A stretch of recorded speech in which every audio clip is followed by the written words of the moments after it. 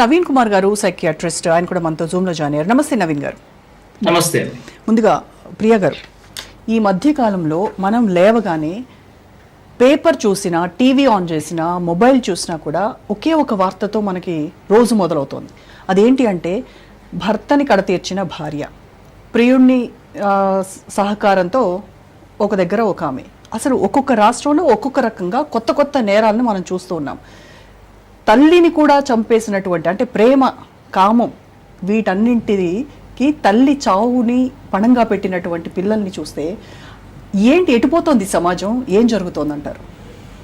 మీరు ప్రశ్న అడిగారు. మీరు ఒకటి చెప్పారు ఏంటంటే, పొద్దున్న పేపర్ ఓపెన్ చేస్తే అక్రమ సంబంధాల దీంట్లో భర్తల్ని చంపేసినటువంటి భార్యలు, అలాగే అక్రమ సంబంధాలకు అడ్డొస్తున్నారని పేరెంట్స్ని చంపేసిన పిల్లలు. ఒక 2 దశాబ్దాలు వెనక్కి వెళ్దాం, లేదా ఇంకొంచెం ముందుకెళ్దాం. అప్పుడు పేపర్లో ఏం వార్తలు చూసుంటాం? బహుశా మీరు చిన్నపిల్లలు. అప్పుడు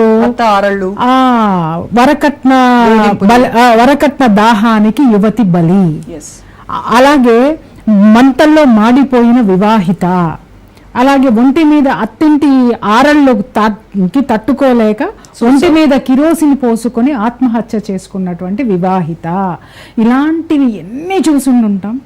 మరి అప్పుడు ఆ రోజున ఈ ప్రపంచం గడగడలాడలేదు ఎందుకని? అంటే నేను ఇక్కడేదో ఇప్పుడు జరుగుతున్న వాటిని నేను వెనకేసుకు రావట్లేదమ్మా. ఒక్కసారి మనల్ని మనం సింహావలోకనం అంటారు దాన్ని. ఒక్కసారి చూద్దాం. 3 దశాబ్దాల క్రిందట ఒక ఆడదాని పరిస్థితి ఎంత భయంకరంగా ఉండేది. అలాగే వరకట్నపు వేధింపులకి ఆత్మహత్యలు చేసుకున్నా, లేదా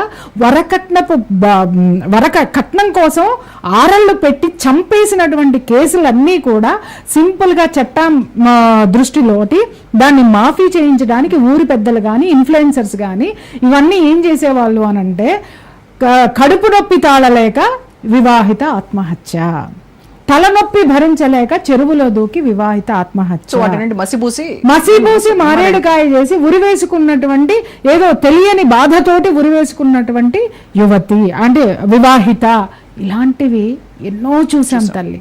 అప్పుడు సోషల్ మీడియా లేదు. లేకపోవటంతో ఏమైంది అని అంటే, అది ఇప్పటి జనరేషన్కి తెలియదు. కాబట్టి ఇప్పుడు ఏమవుతుందంటే, మగవాళ్ళని చంపేస్తున్నారు అంటున్నారు. ఒక్కసారి దశాబ్దాల వెనక్కెళ్ళి చరిత్ర తిరిగి చూస్తే ఈ రోజు జరుగుతున్నది నాట్ ఈవెన్ 0.001% హింస. అలాంటిది 0.001% అయినా ఇది నేరమే కదా. నేరం, ఖచ్చితంగా నేరం. ఆ నేరం పెరగడానికి మనం ఖచ్చితంగా మూలాలు వెతకాలి. నేనేమంటున్నానంటే, వార్తల్ని వేసేసుకొని మనం వాళ్ళని తిట్టో వీళ్ళని తిట్టో ఆవేశంగా మాట్లాడి వెళ్ళిపోతే దీనికి పరిష్కారం దొరకదు. దయచేసి మనం ఒక్కసారి సింహావలోకనం చేసుకుంటే ఈ పరిస్థితి ఎందుకు మారింది అనేటటువంటి దానికి ఆన్సర్ వస్తుంది, సమాధానం దొరుకుతుంది. అప్పుడు ఆ సమాధానాన్ని మనం సమాజానికి చెప్పాము అనంటే, అప్పుడు కనీసము ఎక్కడ ఏ కార్నర్లో మనం కరెక్ట్ చేసుకోవాలి అనేటటువంటి రియలైజేషన్ అనేది సమాజంలో వస్తుంది. ఇది ఒక్కటే నేను చెప్తున్నా. ఇకపోతే మీరు అడిగారు ఎలా చూడాలండి వీటిని అనంటే, తరతరాలుగా స్త్రీ భరించి ఆ ఓర్పుని ఈరోజు కోల్పోయింది, నంబర్ 1. రెండోది, సమాజంలో ఇలాంటి అక్రమ సంబంధాలు ఎందుకు పెరిగిపోయినాయి, ఈ విధంగా ఆడవాళ్ళు ఎందుకు విచ్చలవిడితనంగా ఉన్నారు అంటే, వాళ్ళ వాళ్ళ అమ్మమ్మల కాలం నాటి నుంచి ఈ ఆడపిల్లలు ఏం వింటున్నారు అంటే, ఆడవాళ్ళు అణిగి ఉండాలి. అమ్మమ్మ ఇన్ని కష్టాలు పడింది, నేను ఓర్చుకున్నాను.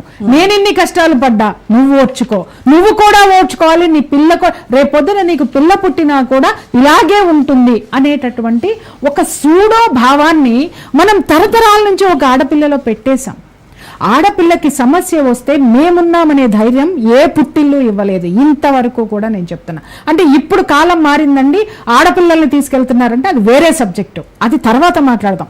బట్ ఇక్కడ ఏమవుతుందంటే, వీళ్ళల్లో ఆడపిల్లల్లో ఒక పైశాచికత్వాన్ని మీరంటున్నారు, ఒక విరక్తి, తిరుగుబాటుతనం ఎలా వచ్చిందంటే, హింసాత్మక రూపంలో హింస జరిగేటటువంటి మనస్తత్వానికి దారి తీయడానికి కారణాలు ఏంటి అనంటే, ఆడజాతిని తరతరాల నుంచి అణిచివేస్తున్నారు. నిన్నగాక మొన్న చూసాం, భార్య సౌందర్యం భర్తకు మాత్రమే, మల్లెపూలు పెట్టుకుంటే బజార్లో తిరిగితే పలానా. అరే, ఎన్నాళ్ళు ఈ నిందలు మొయ్యాలి ఆడది? ఎందుకు మొయ్యాలి ఆడది? అసలు అంటే ఇవన్నీ ఈ మగవాడి వల్లనే కదా వచ్చినాయి, ఈ మగవాళ్ళ రాజ్యంలోనే కదా. వీడు తల్లిని రూల్ చేస్తున్నాడా, తల్లి వీడిని రూల్ చేస్తుందా? వీళ్ళిద్దరిని లేపేస్తే ఒక పని అయిపోలేదా?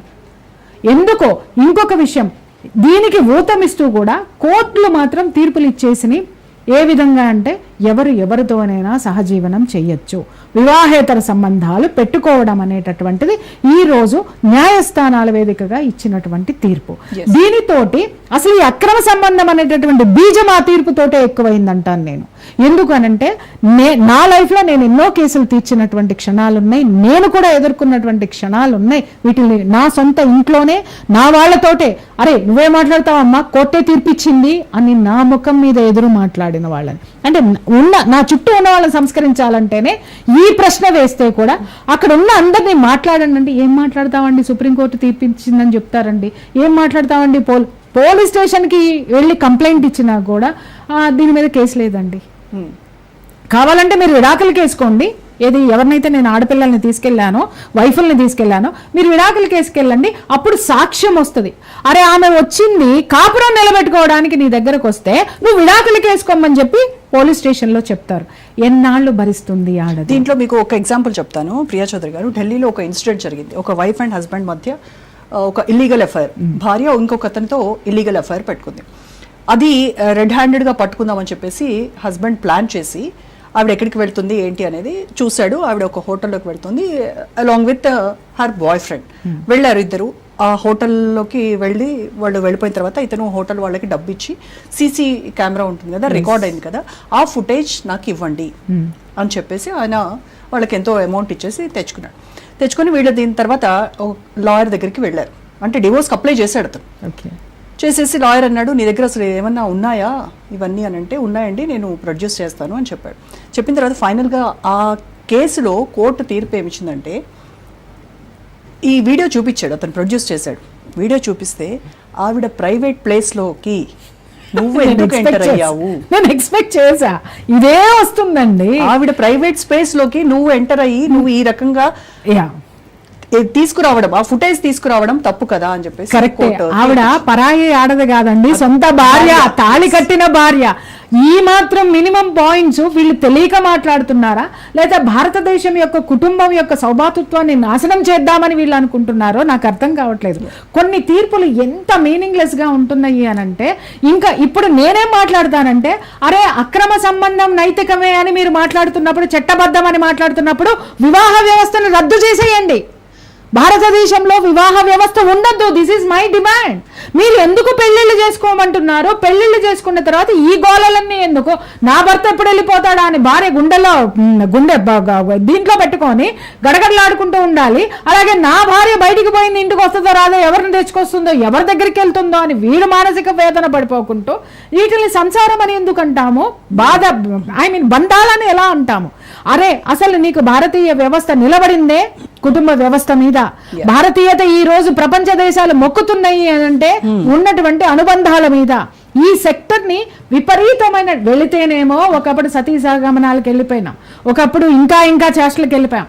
కష్టపడి ఆ మూఢనమ్మకాలన్నిటిని కొల్లగొట్టుకొని గోడలు బద్దలు కొట్టుకొని ఇవాళ స్వేచ్ఛా స్వాతంత్రానికి వచ్చిన తర్వాత అక్రమ సంబంధాల అడ్డగోడల్ని వాటికి ఒక లైసెన్స్ ఇచ్చేసిన తర్వాత మరి ఎవరైనా ఇలాగే బిహేవ్ చేస్తారండి.